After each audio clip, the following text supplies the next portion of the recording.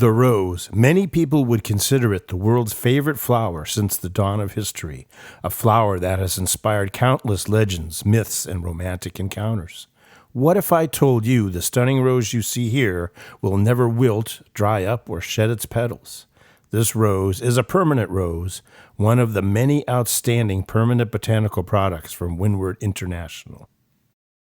Welcome to a behind-the-scenes look at the artistry and process involved in manufacturing the world's most realistic permanent botanicals, the floral products from Winward International. In our visit to the factory located outside of Wuxi, China, we'll get to see step-by-step the creation of one of our signature flowers, the rose, and then take a look at a few others. We'll start with cutting the fabric into the shapes of the petals of the flower. Each petal has its own shape and size, so die cutting tools for each petal type are created to use in this process. Layers of fabric are placed on the cutting table, and the tool is used to cut out as many petals at a time as there are layers of fabric. Here we see that several different sized petals are all being cut from the same batch of fabric. And here's a closer look at the die cutting tools. You can see each tool and the petal it cuts. Now that we've got some petals to work with, they're brought in for the initial coloring part of the process. The edges of the petals are all going to get the same color, so the dye is applied to the whole stack at once. The stack of dyed petals is then placed in the spin dryer and moisture is removed from the petals. Once the petals have received their initial dye, they are gathered together on trays. You can see here that these are groups of 3 petals still held together in the middle to make it easier to handle them. The petals are placed into a special steamer for steaming the dye into the fabric.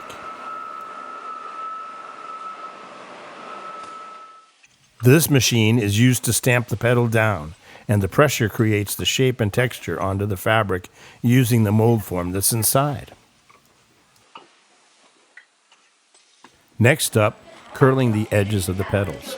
In nature, flower petals aren't uniformly flat like our fabric would be along the edges if we didn't take the time to use this part of our process.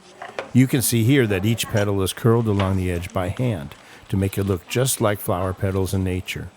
We've edited this video so it wouldn't take too long, so you're not seeing this in real time. It actually takes about 60 seconds to fully curl the edges of a large petal. When you do the math, a single rose flower head can have up to 60 petals. This part of the process represents about an hour for just one flower head. Now that the petals are dyed, dried, shaped, and curled on their edges, we're ready to assemble the flower head. Not only is each petal glued into place by hand, you have to know which petal goes where. As you can see here, this is also a very time-consuming part of the process. But as with the curling step, it has to be done by hand to get the realism that we're looking for in the finished flower. Now it's time for the finishing touches, painting by hand every part of the flower that needs color added to give it realism and to fill it with what we call the spirit of the flower. It's impossible to get this level of artistry and realism cranked out by machine. It is the human touch of our artists that gives each flower its spirit. Here it is, the finished flower head. Nice job, beautifully done, and she's happy with how it turned out. The final step is putting the flower head on its stem and adding the foliage. As you can see here, the leaves are added to the stem by hand. We use natural stems. They're also hand painted. The calyx is inserted on top of the stem, and then the flower head is put into place. When we're done with this step, we've got a permanent rose that looks just like the fresh one with the beauty and spirit of the flower. As we've taken you through the major steps of the manufacturing process of the world's finest permanent botanicals, we've been focusing on the rose. But we make many other types of flowers. Let's take a quick look at a couple of other examples, the calla lily and the tulip, both hand-painted.